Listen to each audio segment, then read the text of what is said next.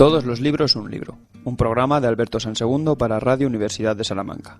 Reseñas literarias cada miércoles a las 7 de la tarde en el aula 89. Muy buenas tardes y sean muy bienvenidos una tarde de miércoles más a la sintonía de Radio Universidad y a esta hora, ya saben, al programa Todos los libros un libro, un programa que no es nada supersticioso, como bien estamos conociendo en las últimas semanas. Creo que hoy también echaremos de lado la superstición. Muy buenas tardes, Alberto. Hola, ¿qué tal? Buenas tardes. Sí, yo soy poco supersticioso, algo sí, pero no excesivamente. Y en cualquier caso, la referencia tuya es que, claro, el problema de la muerte, digamos, el tema de la muerte no me preocupa demasiado, hasta el punto de que a partir del Día de Difuntos de este año hemos dedicado aquí esta es la tercera, tres emisiones a una serie, bueno, con el centro, digamos, en los cementerios, ¿no?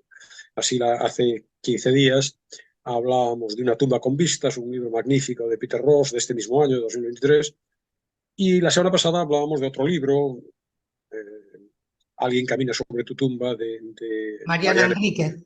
Sí, también de año 2021, ambos con muchas coincidencias, porque son recorridos por diferentes cementerios del mundo, británicos en el caso de Peter Ross y de todo el mundo en el caso de Mariana Enríquez. Hoy vamos a cerrar la serie con una nueva recomendación plural. Hoy traigo 3 libros de muy diferente índole, pero todos ellos sí tienen cementerios, la muerte, en cualquier caso, como referencia. Con Bueno, enfoques que no me imaginaba yo que ese tema de los cementerios iba a dar para tanto, ¿no? Hoy creo que hasta tres Sí, propuestas. pero fíjate que además son 3 casos de libros que ya han aparecido de una manera o de otra en la pequeña historia de todos los libros un libro y también de Buscando Leones en las Nubes, mi otro espacio de Radio Universidad, ¿no?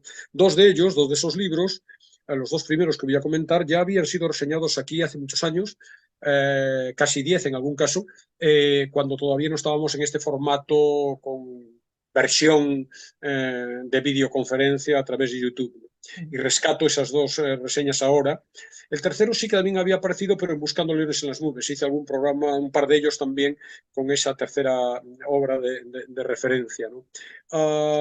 Se trata de libros que podríamos calificar, el primero de ellos de magistral, sin ninguna duda, una obra maestra. El segundo diríamos que interesante, y vamos a rebajar el calificativo en el tercero. Bueno, estimable, curioso el tercero, pero también, bueno, ya verás cómo va a haber algunos de nuestros oyentes que se sientan interesados también por ese tercer libro. Entonces empezamos si te parece, por la obra mayor Vale. de las que presento, que es, bueno, un libro escrito en 1915. Yo lo presenté en Buscando Leones en las Nubes, perdón, en Todos los libros un libro, en 2015, cuando se cumplió el centenario.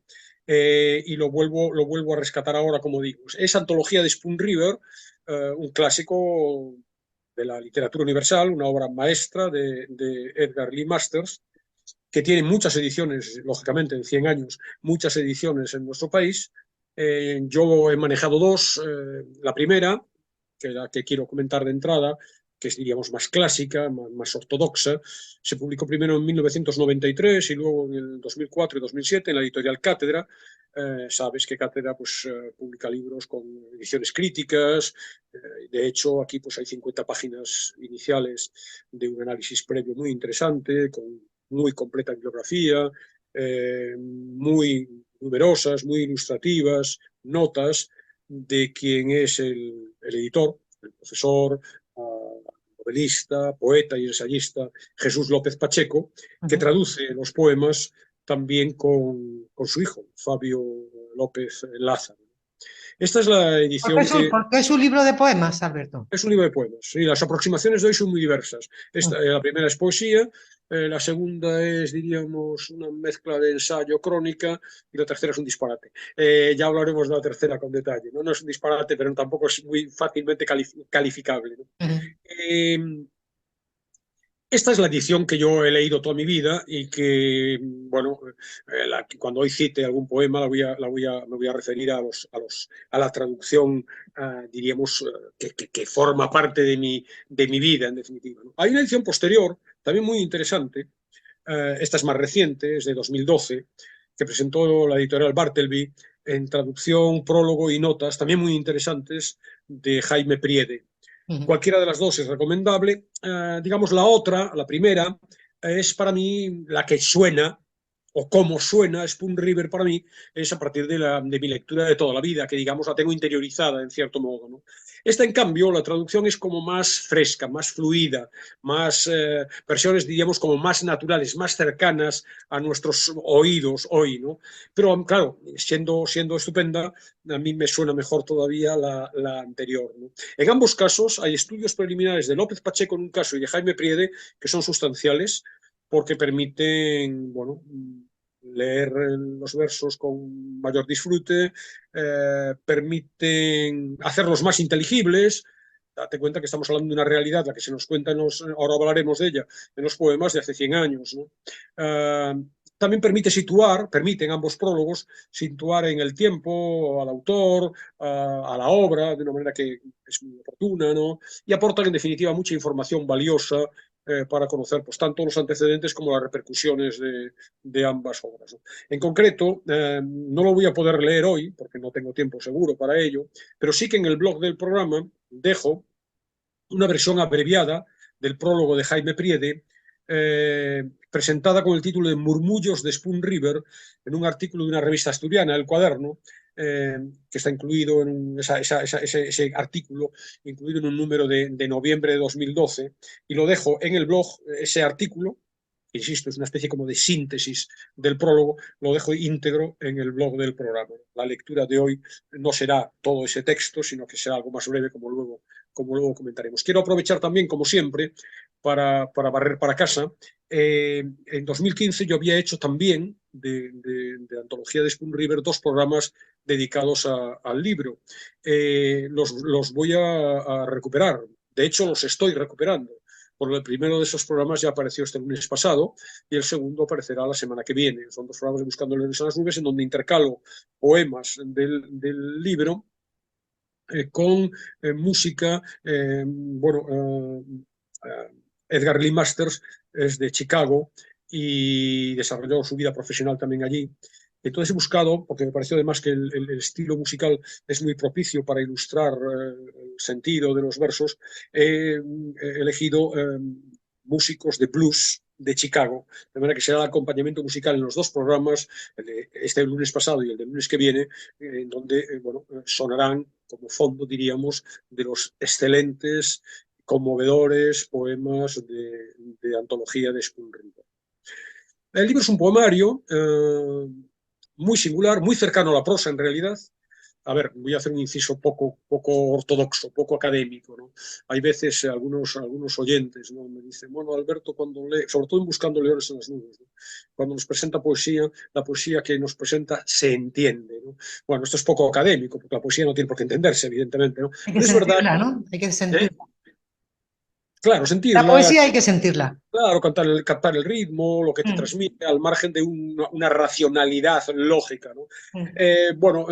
Yo siempre he preferido también aquello que me diga cosas, ¿no? Yo soy más narrativo. En este sentido, los poemas de Spoon River están muy cercanos a la prosa, ¿no? Hay verso libre, el léxico es muy variado porque se mueve desde un registro coloquial hasta uno forense, desde un plano, diríamos, romántico, hasta incluso ciertas escalas científicas en el texto, ¿no? Pero sí, es un conjunto de poemas, no es una antología, pese al nombre, antología en sentido estricto, porque no es una selección de poemas, sino que es una creación nueva. Edgar Lee Masters no selecciona, inventa una obra a la que llama, bueno, por reminiscencias de la antología palatina. Edgar Lee Masters era muy conocedor del mundo grecolatino, y esa antología palatina, que era un florilegio de versos, a veces un par de versos solamente, supuestamente destinados a ocupar las lápidas de los muertos, etc. Esa referencia está muy clara y por eso mantiene el nombre de antología. En él da voz, en este libro, da voz Edgar Lee Masters a 250 personajes. Fíjate que podríamos decir que se lee como una novela en realidad, porque estos personajes luego van a estar interrelacionados, ¿no? Todos ellos menos uno, originarios de Spoon River. Spoon River es un pueblo ficticio que inventa Edgar Lee Masters, pero lo inventa con una, digamos, determinada base real. Él pasó los primeros años de su infancia, de su adolescencia, en Illinois, en un pueblo llamado Lewiston, bañado por el río Spoon. y bueno, a partir de ahí surge esta referencia, ¿no? Quienes hablan en los poemas son hombres y mujeres que ya han fallecido y que están enterrados en el cementerio local, La Colina, de Hill. De Hill es el primer verso, además, que abre la antología, ¿no? Y lo que tenemos es, lo que leemos en realidad, son los epitafios de estos ciudadanos, pero no epitafios breves, sucintos, ¿no? Lo que aparece en sus lápidas mortuorias, textos en los que los hablantes se presentan, muestran aspectos significativos de su existencia, desvelan secretos que habían permanecido ocultos y que ahora, una vez muertos, consideran oportuno revelar, se rebelan esta vez con B contra la visión, digamos, consabida de sus personalidades, y ya en la tumba dicen: oiga, ustedes han visto de mí una faceta, pero yo no era solo este que ustedes han visto. Confiesan sus miserias, las de sus conciudadanos, acusan, se vengan de quienes les dañaron en vida, gritan, suspiran, protestan, ironizan, se indignan, dialogan entre sí. Hay personajes que se repiten, insisto, se lee no es un verso autónomo, un poema autónomo, ¿no? Sino todos están interrelacionados, insultan, denuncian, profieren alegatos en algunos casos, refutan muchas veces esas visiones parciales o subjetivas que tenían sobre ellos sus convecinos. Y por tanto, ya en ese sentido, ya es muy rico, ¿no? Es muy interesante, porque a través del talento, obviamente, del autor, afloran los diferentes registros de la inteligencia, de la sentimentalidad, de la emoción, de la sensibilidad humanas. Entonces, bueno, es un microcosmos del mundo, en realidad. Es un pequeño universo que representa al mundo en general, y esta es digamos, la cualidad de clásico reside aquí, ¿no? Nos sigue diciendo cosas 100 años después, y estoy convencido de que seguirá diciendo cosas dentro de 200, de 300 y de 500, ¿no? Porque hay varias dimensiones interesantes. Quizá esta es la más llamativa para mí, la que me interesa más, ¿no? Que es la que podríamos llamar dimensión metafísica, ¿no? Nos habla bueno, del sentido de la vida, de la rabia, del sarcasmo, de la ternura, diferentes manifestaciones de la humanidad, ¿no? El lamento, el amor, la amargura, la esperanza, la impotencia, el odio, los celos, la tristeza, todo eso, versiones, digamos, de lo sustancial del alma humana, están presentes, ¿no? Fíjate que, y esto es muy curioso, ¿no? Porque Edgar Lee Masters era un abogado laboralista de Chicago, ¿no? Entonces, bueno, muy implicado claro, en las situaciones del día a día laborales, ¿no? Casos conflictivos que llegaban a sus tribunales, y todo esto lo aprovechó luego en términos literarios, porque algunos de estos casos que le llegaban en una de estas situaciones, de circunstancias, su contacto con todo tipo de gentes a través de su despacho, acaba teniendo repercusión en los versos, ¿no? Que están poblados de individuos del común, gentes sencillas, pero también prebostes, potentados, cuyos privilegios, bueno, pues se basaban fundamentalmente o se sustentaban sobre las injusticias, sobre el sufrimiento de la mayor parte de sus conciudadanos. A partir de ahí iba construyendo pequeñas historias que se publicaban por entregas en los periódicos de la época, hasta acabar recogidos en un libro. Por tanto, es una fuente clarísima, ¿no? Su propio acontecer profesional le permite extraer experiencias de otros y reconvertirlas literariamente en poemas, ¿no? Pero luego estaba también su madre, una madre mayor, anciana, que le contaba historias de la infancia y adolescencia en Lewiston, ¿no? Y todos estos personajes que afloran en esas historias, convenientemente modificados por él, acaban integrando este camposanto lírico, ¿no? Además, él era frecuentador, por lo que he leído, frecuentador del cementerio, de su pueblo y de los alrededores, y a partir de ahí sacaba nombres, sacaba bueno, una pista de una lápida que le permitía, bueno, inventar, construir, ficcionalizar una historia, ¿no? También los documentos oficiales que manejaba del estado de Illinois, ¿no? Encontraba nombres muy extraños. Cada poema aparece con un nombre, el nombre de un personaje, y automáticamente la mención del nombre nos permite saber quién es el que está hablando. Y esos nombres se van a repetir, ¿no? Se van a repetir porque el nombre del que habla en un determinado momento es personaje en el verso, de los versos de otro muerto, ¿no? Entonces, bueno, también datos sacados de las biografías que pueden aparecer a veces en las lápidas, y bueno, con todo esto construye, como digo, un mundo. Spoon River es ya hoy una ciudad de muertos, pero una ciudad que tiene entidad literaria como la tienen otras de las famosas, como Macondo, ya está asociada permanentemente a la literatura y a García Márquez, o como el Comala de Juan Rulfo, o Mágina incluso, el pueblo de Muñoz Molina, ¿no? O Santa María de Onetti, o tantos otros que tienen ya una entidad literaria. Spoon River es hoy un referente, obviamente, literario, y es una ciudad que está poblada por, bueno, quien es frecuentador, yo lo soy, pero no tanto, llevo muchos años leyendo Spoon River, ¿no? Pero quien es muy frecuentador conoce a los personajes, casi podríamos decir que se desenvuelve en aquel pueblo, conociendo a unos y a otros, las historias, las traiciones, los adulterios, las mentiras, las simulaciones, etc. Entonces, bueno, se lee como una novela porque las historias se van imbricando, entonces uno denuncia cómo, bueno, tenía un amante y sin embargo la pareja no la entendía, pero en el poema siguiente oímos al amante y vemos cómo se escondía para encontrarse con esa persona. Bueno, es muy interesante, como digo, y esta dimensión metafísica, que me parece la más importante, gira sobre un clásico, un motivo, un topos, digamos, clásico, que es el ubi sunt, ¿no? Ubi sunt quien ante nos in hoc mundo fuere, ¿no? ¿Dónde están los que en el mundo antes de nosotros han sido? ¿Dónde ha quedado la vida que rebosaban? Su alegría, sus placeres, sus afanes, sus deseos, sus preocupaciones, su ilusión.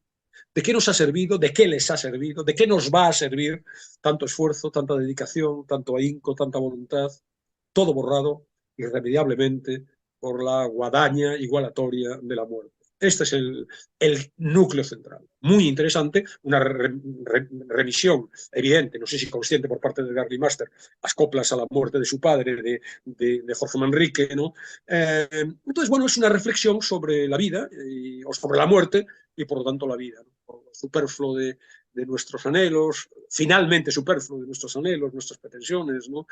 Lo inexorable del transcurso del tiempo, la inevitable soberanía de la muerte, que nos iguala a todos, ricos y pobres, desdichados y favorecidos por la fortuna, seres anónimos o individuos que dejan un rastro, hay mucho de esto también en los poemas, ¿no? Individuos que dejan un rastro fulgurante, ¿no? Con una repercusión pública muy grande, pero que de repente desde la tumba nos hablan y dicen, oye, en mi calavera se están paseando los gusanos, exactamente igual que en la de cualquier otro, ¿no? Y bueno, entonces en esta dimensión metafísica, que como digo, a mí es la que más me atrae, ¿no?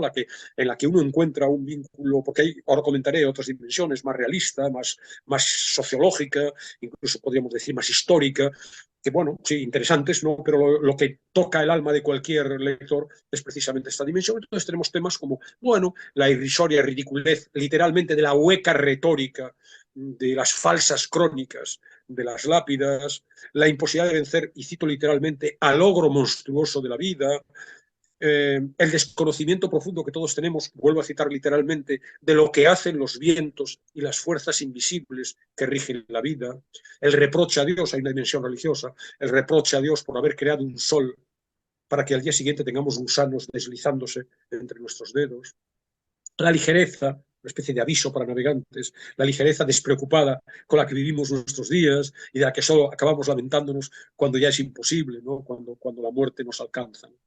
Entonces, bueno, esto ya es excepcional, me atrevo a hablar de magistral, ¿no? Porque es la construcción, la creación de este mundo y además apelar a elementos que bueno, por eso es clásico, que están presentes en las preocupaciones, en los sentimientos, en las emociones de cualquiera.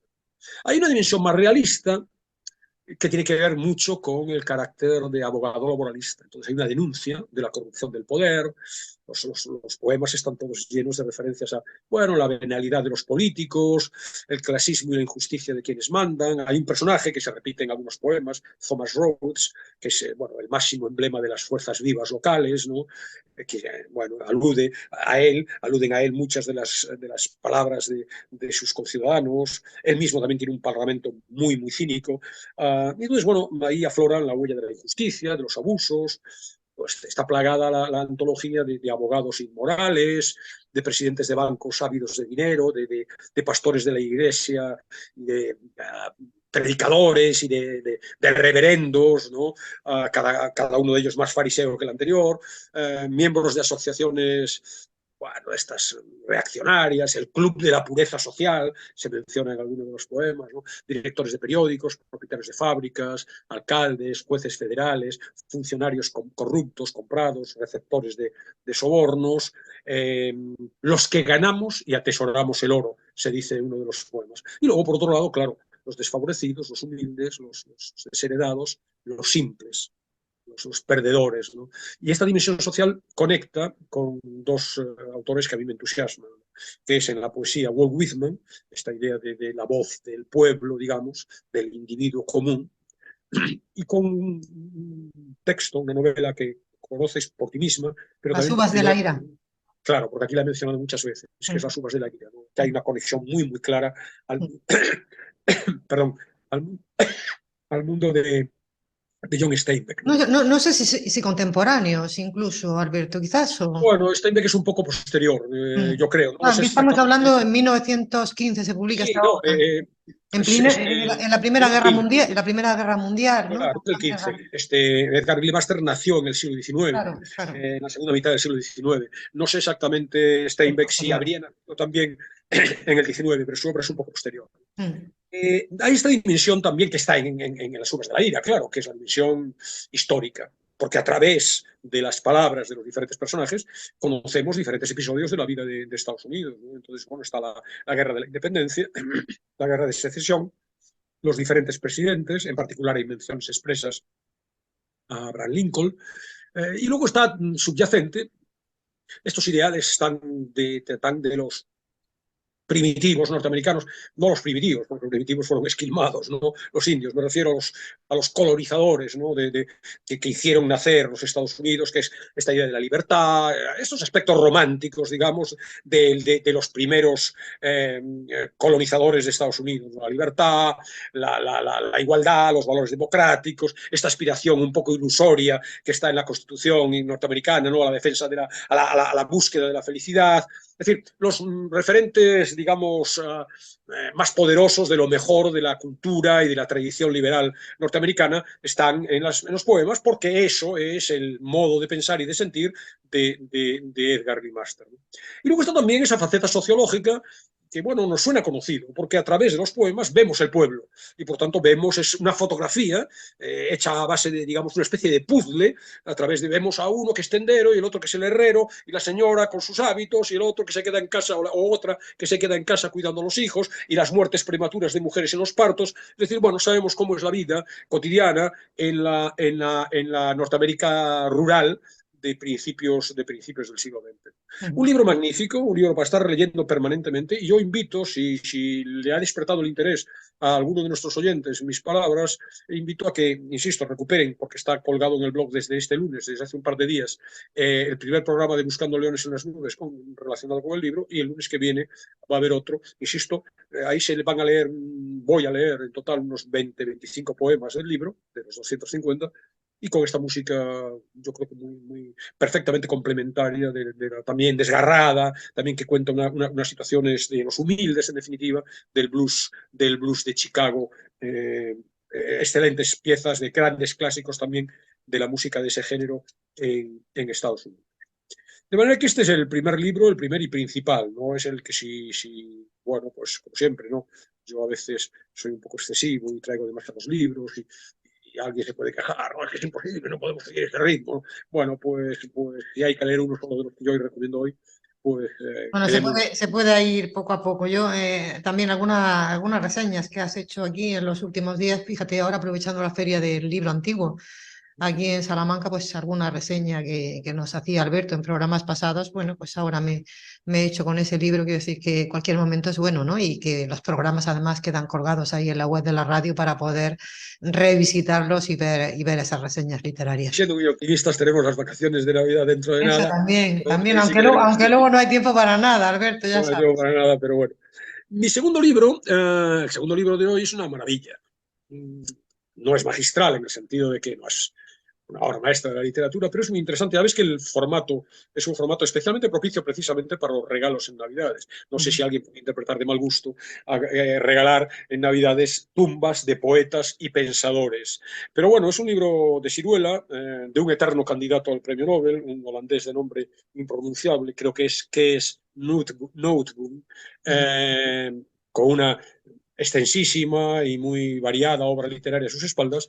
He elegido este libro, que obviamente conecta con el tema de fondo Es una mezcla de poesía, por un lado, aunque no son poemas estrictamente, reflexiones personales, fotografías, ahora hablaremos de ellas, fundamentalmente una especie de ensayo sobre, como su nombre indica, tumbas de poetas y pensadores. Fotografías de Simone Sassan, que es la mujer de Noteboom, y bueno, ellos recorren, bueno, el común, lógicamente, tanto en los textos como en las fotografías, es la muerte en los cementerios, ¿no? Aquí tienes en la portada la Marcel tumba de Proust. Proust, efectivamente, ¿no? Entonces, lo sorprendente, antes de empezar a presentarlo el libro y para que no resulte disuasorio, es que pese a que el tema es muy sombrío, sin embargo, la lectura, digamos, al menos desde mi punto de vista, es extraordinariamente esperanzadora. Aparece la muerte, digamos, como creación, como belleza. Incluso, si me permite un oxímoron, como algo profundamente vital. Tumbas de poetas y pensadores se publicó, como digo, sí por Siruela en el año 2007, en traducción del alemán de María Cóndor, una edición muy cuidada, de formato grande, que ya me está pesando en la mano, tapas duras, excelente papel satinado. Bueno, qué bien publica Ciruela, Alberto. Sí, Es que Siruela lo yo hace creo que muy bien. lo hace muy bien. Sí, sí, sí, así es, ¿no? Esta es una edición muy especial, pero en cualquier caso, incluso las novelas convencionales aparecen muy cuidadas las traducciones, las ediciones. Papel satinado, como digo, fotografías bellísimas.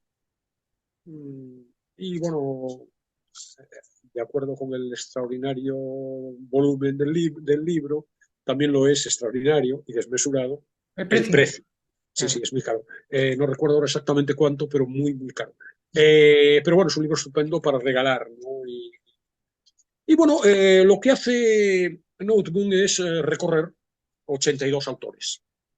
82 autores, todos, sin excepción, indiscutibles en cualquier historia de la literatura, eh, cuyas personalidades, cuyos versos en algunos casos, cuyos pensamientos literarios marcaron y siguen marcando la vida del autor. Siempre en sus visitas va con su mujer, que es una fotógrafa reconocida, y las imágenes que ella recoge de las lápidas, de los cementerios, en general los espacios funerarios, no necesariamente siempre es un cementerio, puede ser una lápida, puede ser un pequeño detalle. En total son 135 fotos en blanco y negro, constituyen el complemento foto-texto, constituyen el núcleo central de este libro que recorre de una manera ilustrativa y muy sugerente en las últimas moradas de estos literatos. Surge el libro de la afición que tiene Notebook a asistir a entierros, dice, la afición, entre comillas, de colegas escritores. ¿Cuándo empezó? Se pregunta. Y dice, yo ya había asistido con frecuencia cuando en mi país algún colega más viejo o más joven emprendía su último, incierto y gran viaje por las antologías y manuales, a extrañas fiestas al revés en el aula magna de un cementerio en las que nos volvíamos a ver unos a otros. A partir de ahí, desarrolla la idea, ¿no? El que visita la tumba de un poeta emprende una peregrinación a sus obras completas. Y esta es la idea. La idea es que a partir bueno, de esa intensidad con que el autor vive su condición de lector, pues le lleva a acceder a los cementerios donde están sus escritores favoritos y a partir de ahí encontrar la vida que hay en la muerte, encontrar sus voces, reencontrarse con sus voces, las voces vivas de los muertos, valga de nuevo la paradoja, ¿no?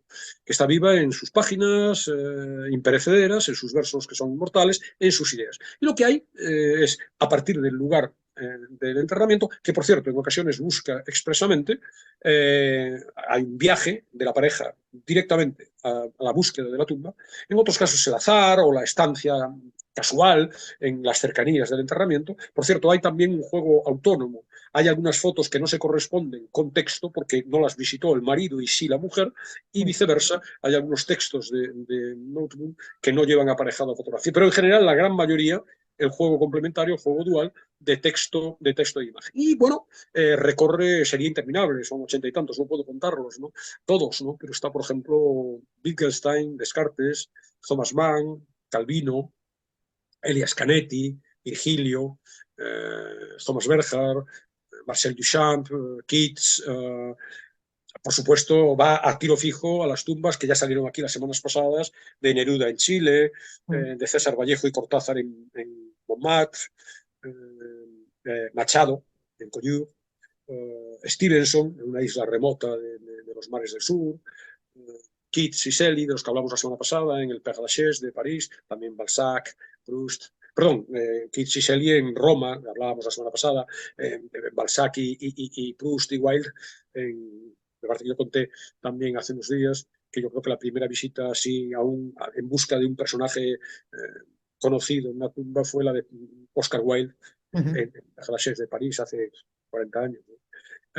Susan Sontag, Virginia Woolf, Sartre y Simone de Beauvoir, que también mencionamos en programas anteriores, Nabokov, Kafka, Dante, Flaubert, Borges, James Joyce, Goethe y muchísimos más. Entonces, el complemento a la visita, digamos, o lo que aflora, aparte de la foto, de las fotos, son las reflexiones del autor sobre, bueno, a veces un leve apunte biográfico. Son textos como quizá han podido observar nuestros espectadores, no tanto los oyentes. Son textos en general breves. Voy a intentar encontrar textos breves, por ejemplo, una página del texto, esto es por Claudel, y al lado la fotografía. En otros casos ocupan 2, 3, 4 páginas, pero no son textos muy extensos. Como digo, un repaso breve a la biografía del autor, una cita de su obra que se glosa luego, unos versos, una descripción casi siempre poética, ya hablaba yo de la vertiente poética del libro, a la tumba, a la lápida, con todos los matices, sobria a veces, muy alambicada a otras, discreta o ostentosa, austera a veces también y muy sofisticada en otros casos. También comentarios sobre el espacio, espacios que son a veces salvajes, cementerios en donde hay que adentrarse al azar casi buscando las tumbas, o a veces muy civilizados, muy ordenados, con sus calles, sus planos. Hablábamos de Père Lachaise desde ese punto de vista hace unos días, ¿no? Cementerios a veces inaccesibles, u otros a veces también muy bien señalizados, repletos de ofrendas, de recuerdos, de flores, etcétera, y en otras ocasiones, pues dejados de la mano de Dios, olvidados, tan olvidados como a menudo lo es el muerto que yace en la tumba, ¿no? También a veces en esos textos hay como un retrato melancólico de los vecinos del famoso, digamos, del escritor prestigioso, ¿no? Vecinos para la eternidad, que duermen ese sueño eterno al lado de, bueno, de Proust, de Flaubert, y que sin embargo son desconocidos, ¿no? También se cuelan en ocasiones comentarios fugaces sobre visitantes ajenos al personaje, pero visitantes del cementerio. Y siempre pone en medio las reflexiones muy profundas de Notebook, sus anotaciones sobre poesía, disquisiciones filosóficas, obviamente, lo que hemos ido comentando antes ya sobre Spoon River, ¿no? Sobre la vida, sobre la muerte, el recuerdo, el olvido, la memoria, sobre la amistad, sobre el amor, sobre la literatura, evidentemente.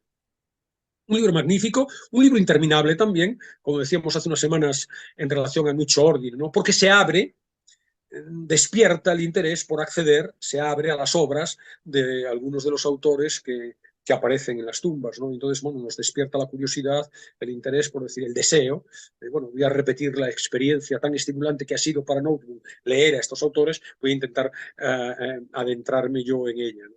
Fíjate, quiero leer un párrafo antes de cerrar este comentario de este libro y pasar al tercero de hoy, que es significativo, ¿no? Está incluido en el libro, obviamente, de las tumbas tumbas de poetas y pensadores. ¿Por qué visitamos la tumba de alguien a quien no hemos conocido en absoluto? Escribe.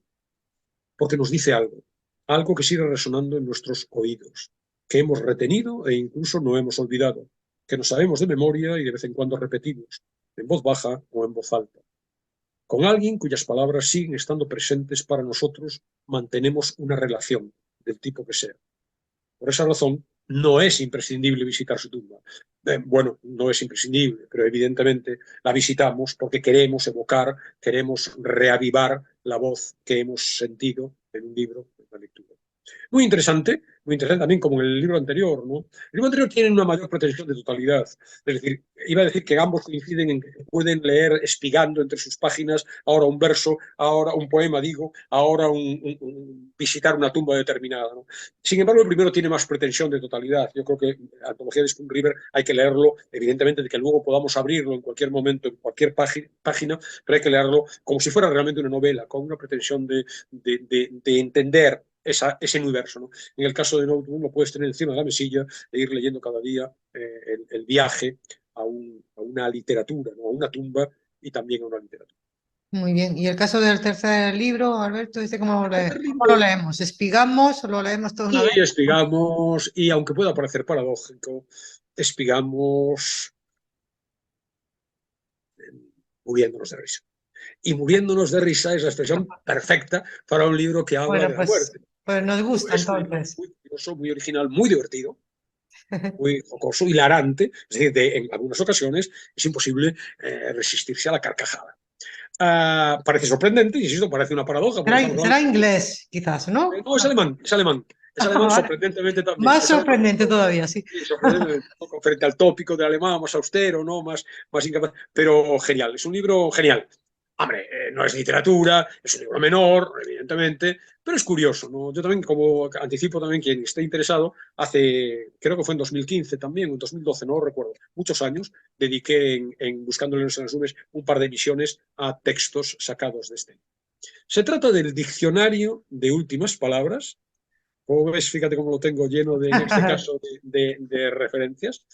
Escrito por Werner Füll en 2001, lo publicó Seix Barral en 2004, por tanto no me extrañaría que el programa fuera de 2005 o así, desde hace casi 20 años, Sí. en los programas de Buscando en las Nubes, traducido del alemán por Pedro Madrigal. El subtítulo es muy elocuente, ¿no? Últimos mensajes de hombres y mujeres famosos, de Konrad Adenauer, que quizá a los que tengan ya una cierta edad sí que les sonará, estadista alemán de hace 50 años, 40 años, de Konrad Adenauer a Emiliano Zapata. Y efectivamente esto es. En él se recogen varios cientos de frases pronunciadas en su lecho de muerte, fundamentalmente por personajes conocidos, pero muy dispares. Aristóteles, Roosevelt, Bernard Shaw, Kant, Jane Austen, Proust, Dickens, etc. Y luego también personajes desconocidos o conocidos por aspectos, conocidos de una manera muy minoritaria por aspectos, digamos, muy secundarios, muy tangenciales, no clásicos, no pasan a la gran historia con mayúsculas, como por ejemplo pues, activistas de los derechos de las mujeres, políticos, actrices, condenados a la pena de muerte, nobles en el cadalso, gurús y delincuentes indios. Bueno, todas esas sus últimas palabras en ese momento singular e irrepetible, que es el tránsito hacia el otro mundo. Entonces, bueno, la lectura es muy estimulante, es muy fascinante, muy instructiva también, no solamente en la dimensión humorística, que ahora comentaremos, ¿no? Muy aleccionadora también, porque son las últimas palabras y por tanto nos hace pensar en qué se les ha ocurrido decir a la gente cuando están al borde de la muerte, ¿no? Y por tanto contiene también implícito una reflexión o induce a una reflexión sobre la naturaleza humana, sobre el tema de la vida, la muerte, ese momento decisivo, esa frontera. Pero siempre, casi siempre, 90 y tantos por ciento de los casos, la lectura es divertidísima. Se presentan ordenados por orden alfabético de los responsables de las frases. Aparecen arropadas cada una de las frases, no es la frase sin más, sino que hay un pequeño texto, bueno, 4 o 5 líneas. Aquí tenemos, por ejemplo, un texto. Esto es un texto, Sí. 4 o 5 líneas en donde, bueno, el autor pone en contexto quién es el personaje, si no es muy conocido, quién es el personaje, cuál es la situación en la que profirió esas palabras. Hay un prólogo interesante también, porque, por ejemplo, comenta algo que es una línea no generalizada, pero sí que se ve claramente, con nitidez en el libro, ¿no? Que es este contraste muy humano, por otro lado, me imagino, ¿no? No me veo en esa tesitura, pero bueno, ya nos veremos, ¿no? El contraste entre la voluntad que tiene muchas veces el personaje, la aspiración de dejar un mensaje, qué sé yo, excelso, ¿no? Un legado con el pasado de la historia, una sentencia rotunda, brillante, definitoria, y luego a veces, muchas veces, patético resultado, ¿no? Porque lógicamente uno imagina que en esas situaciones o no estás del todo en posesión de tu juicio más lúcido, o a lo mejor lo que te arrebata en ese momento es otra pulsión diferente a aquella con la que pretendías pasar a la historia, ¿no? Entonces a veces lo que hay, toda aquella voluntad de brillantez queda resumida en un exabrupto, ¿no? O una simpleza, ¿no? Una trivialidad banal, ¿no? Y por tanto, El perdonen que no me levante de Groucho claro, Marx, bueno, ¿no? sí, bueno, adelante. Pero en este caso hay un juego humorístico, ¿no? Que es el caso de Groucho. Pero bueno, hay otros casos, digamos, de más pedantes, ¿no? De gente más, digamos, más infatuados, ¿no? Alguien que pretende pasar a la historia por su agudeza, por su ingenio, que lleva 40 años puliendo su epitafio, digamos, en el lecho de muerte, y que luego dice memeces, ¿no? Entonces, por ejemplo, cuenta en la introducción Full dos casos muy especialmente significativos. Uno es el de Walt Whitman, del que hablábamos antes, ¿no? Que, bueno, querría siempre buscar algo, se pasó la vida buscando algo que fuera apropiado para ese trance tan amargo, pero a la vez tan relevante, ¿no? Tan histórico para tu pequeña historia. Nunca más se va a volver a repetir. Y parece que en el momento de la verdad lo único que pudo decir en el lecho de muerte, la última expresión fue mierda, un exclamativo mierda, que fue todo lo que le salió, ¿no? Habla también de Theodor Dreiser, que había preparado, y eso estaba confesado, porque hay documentos que lo prueban, ¿no? Que pensaba pasar al otro mundo con un poco pretencioso Shakespeare Icon, allá voy Shakespeare, ¿no? Poniéndose al nivel del dramaturgo, ¿no? En el momento de la verdad lo único que puedo decir fue una clara. Al menos eso es lo que nos dice Werner Full, ¿no? Y bueno, esto nos abre otra vía, ¿no? Que es que, claro, muchos de los textos parecen realmente inventados, ¿no? Entonces, bueno, es verdad que hay inteligencia en casi todos ellos, hay humor negro, hay mucha lucidez, pero yo creo que en un porcentaje grande son apócrifos, son fruto de la leyenda, no necesariamente de Werner Fuhl, sino de, bueno, de los allegados, de la historia que ha ido pasando a través de documentos, en algunos casos abiertamente falsos, ¿no? Por ejemplo, lo dice en el propio prólogo Humphrey Bogart, sabes, muchos oyentes también, era un bebedor Compulsivo, más, bebía mucho. sí, había mucho. La frase suya al terminar su vida supuestamente fue, y así lo incluye Phil en el texto, no hubiera debido cambiar del scotch a los martinis. Pero al parecer no dijo esto, ¿no? Porque Lauren Bacall, su mujer, que le acompañó en ese momento y dio fe de sus últimas palabras, al parecer dijo, buenas noches, querida. Esa fue su última. Pero claro, te das cuenta que también hay otra dimensión, ¿no? Lo que decimos en el último momento, y estoy haciendo una especulación absurda, porque no lo podemos ni imaginar, ¿no? Está muy condicionada por cómo llega a nosotros. Obviamente me imagino que su mujer no querrá que pase a la historia como que la última frase no fue en recuerdo de ella, sino en recuerdo de sus scotch y de sus martinis, ¿no? Por tanto, todo esto está mediatizado por quién es el que transcribe esas palabras, quién es el que las comenta, ¿no? Entonces, bueno, más allá de la comicidad, ahora voy a poner algunas muestras para que nuestros oyentes se hagan la idea de cuál es el tono general del libro.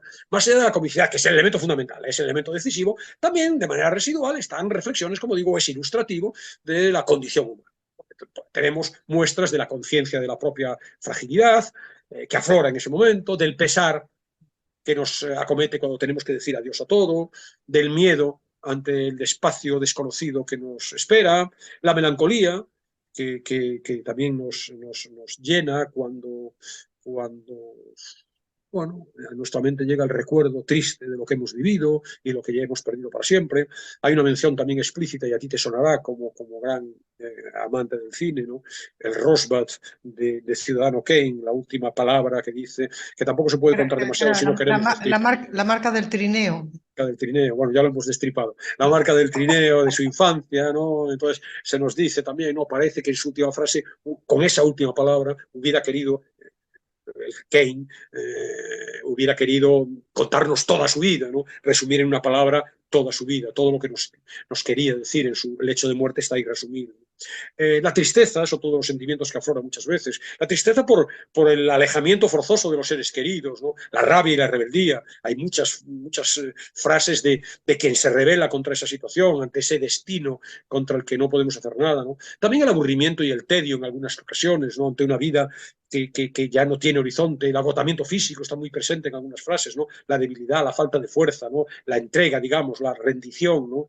A veces la religión está presente en las dos vertientes del mismo fenómeno, dos formas de afirmar la presencia de Dios, tanto el desacato blasfemo, como la contrición piadosa, ¿no? Ambas manifestaciones en el último momento, el recordatorio de la existencia de un ser supremo, están presentes también. Luego están estas poses que yo digo un poco infatuadas, majestáticas, de que se pone estupendo incluso en su lecho de muerte, ¿no? Una especie de severidad impostada, ataques de dignidad un poco sobreactuadas, ¿no?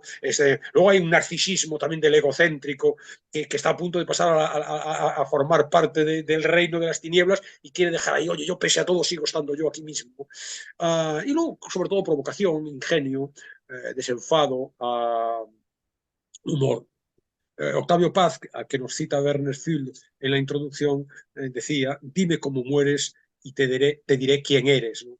Yo me permito apostillar, dime cómo mueres y te diré quién habías sido, porque ya eres, no te queda mucho, ¿no? Ya has muerto, ¿no? La forma de morir dice mucho acerca de la personalidad. O dicho de otra manera, la personalidad aflora en el momento en el que morimos y por lo tanto también en nuestras últimas palabras. Siempre partiendo de la base de que tengas un mínimo de lucidez para poder todavía manifestar muestras de cómo eres. Entonces, bueno, hay centenares. Como digo, hace creo que 20 años, cerca de 20 años, en Buscando Leones hice 2 programas y ahí puede que salieran unos 30 de estos casi aforismos en algunos casos, ¿no?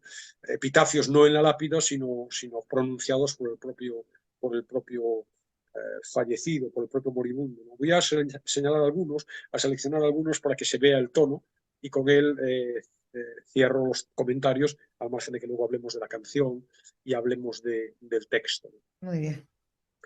La hermana mayor del emperador francés, Elisa Bonaparte, murió en 1820 como gran duquesa de Toscana a la edad de 43 años. Resultaba a todas luces manifiesto que era una mujer muy realista, pues al decirle el médico que nada en la vida es tan inevitable como la muerte, respondió, salvo los impuestos. Bueno, como ves, os leeré alguno más, ¿no? Pero insisto, ¿de verdad había alguien que tomó nota de estas últimas palabras? O bueno, a alguien le interesó hacer pasar a la historia, al ingenio. En cualquier caso, este es el tono. Arthur Cook, muerto en 1952, filólogo de lenguas antiguas, fue, sin lugar a dudas, todo un perfeccionista. Cuando en su lecho de muerte le eran leídos los primeros versos del Salmo 121, no tardó nada en interrumpir la lectura. Eso está mal traducido. Pues bueno, me reconozco en esto, ¿eh? El perfeccionista delirante, ¿no? Fíjate otro. Las últimas palabras del gurú indio Meher Baba, muerto en 1969, no son únicamente notables por ser conocidas en todo el mundo, si bien es verdad que son muy pocos quienes conocen a su autor, sino que son inolvidables sobre todo por haber sido pronunciadas 44 años antes de que ocurriera, de hecho, la muerte del gurú. Ya en 1925 había revelado a sus discípulos el secreto de la vida y en adelante guardó silencio. Dice así, don't worry, be happy. Nadie sabía, yo por lo menos, que el famoso lema lo había hecho este señor y que 45 años, en el año 25 y hasta su muerte en el 69, casi 45 años después, no volvió a pronunciar palabra. De manera que técnicamente son las últimas palabras del moribundo. El saxofonista estadounidense Stan Getz, fallecido en 1991, quiso echar desde su habitación una última mirada al Pacífico. Pero precisamente ese día dominaba en Malibú una espesa niebla. Decepcionado, se arrastró de nuevo hacia la cama y opinó molesto. Vaya incineración. Insisto, son una lucidez, una valentía y un coraje extraordinarios, ¿no? Ser capaces, si de verdad es así, de mantener la entereza como para incluso jugar con humor acerca de tu propia muerte. Otro gracioso. A Conrad Hilton, fundador de la cadena homónima de hoteles y fallecido en 1979, se le preguntó en sus últimos momentos si deseaba aún transmitir a sus empleados algún legado. Él contestó, la cortina de la ducha hay que ponerla por el lado de dentro de la bañera.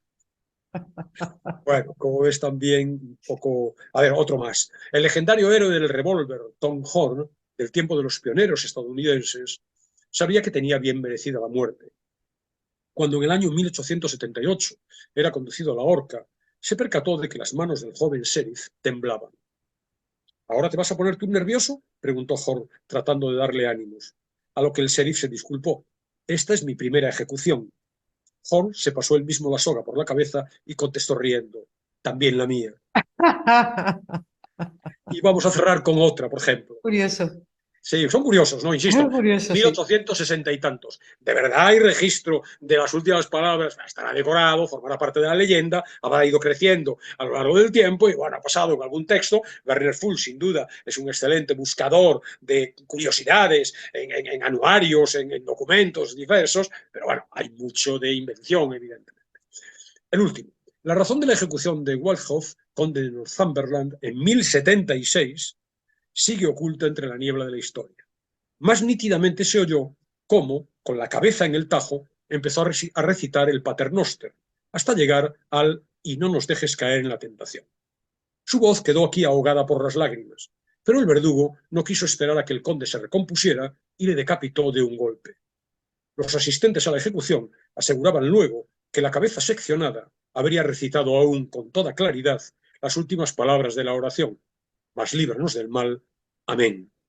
Bueno, 1076. Bueno, no es que precisamente haya alguien grabando esas últimas palabras. En definitiva, bueno, un libro curioso, un libro entretenido, no llega a la condición de magistral del primero, ni a la de interesante siquiera del segundo. Un libro Curioso, curioso un libro curioso.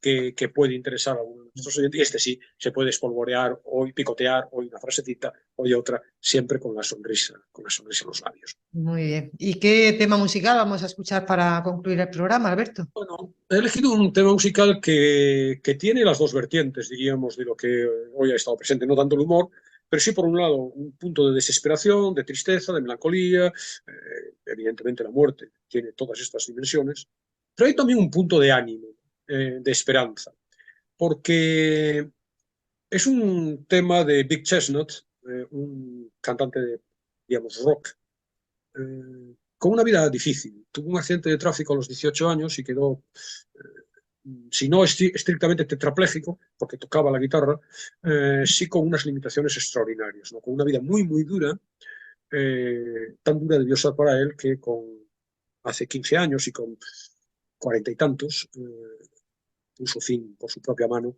puso fin a la vida. Y la canción se llama, y es muy significativa de lo que debió ser su existencia, y yo creo que viene perfectamente a cuento de esta doble dimensión esperanzada, porque sigue luchando, pero a la vez triste y melancólica. La canción se llama Filtered with You All My Life. He coqueteado contigo toda mi vida. Y evidentemente con quien ha coqueteado toda su vida es con la muerte, ¿no? Es una canción espléndida, más allá de su texto, musicalmente a mí me parece muy atractiva, muy interesante, y además, bueno, pues sabiendo las circunstancias de la vida del intérprete, Big Chestnut, pues todavía mucho más disfrutable, si podemos hablar de ese término, ¿no? En este contexto. Y luego, como decía, para el blog incorporaré como texto adicional este prólogo de Jaime Priede, Murmullos de Spoon River, publicado en una revista asturiana en torno al libro de antología de Spoon River. Como es muy largo y no me interesa tampoco leerlo parcialmente, he elegido leer un poema de los que aparecen en antología de Spoon River. Es la voz de Edith Conant, una mujer del pueblo, en la que nos habla en este poema. Y con él, si te parece, pues hablamos. Estupendo, estupendo, Alberto. Pues cuando quieras, somos todo oídos. Deambulamos por el lugar, nosotros, los recuerdos, y nos cubrimos los ojos por el temor a leer. 17 de junio de 1884, a la edad de 21 años y 3 días. Y es que todas las cosas han cambiado. Y nosotros, los recuerdos, permanecemos aquí por nuestra propia cuenta, pues ya no hay mirada que nos advierta o sepa por qué seguimos aquí. Murió tu esposo, tu hermana vive lejos, a tu padre lo encorvó la edad, se olvidó de ti, ya casi no sale de la casa. No hay quien recuerde tu rostro exquisito, tu voz cantarina. Y como cantabas, aún en la mañana del ataque, con penetrante ternura, con conmovedora tristeza, antes de venir la niña que murió contigo. Todo en el olvido, menos nosotros, los recuerdos, que el mundo ha olvidado. Todo ha cambiado, menos el río y la colina, aunque hasta ellos cambiaron. Solo son los mismos el sol ardiente y las estrellas serenas. Y nosotros, los recuerdos, seguimos aquí temerosos, los ojos cubiertos de un hastío de lágrimas, en el hastío inmenso,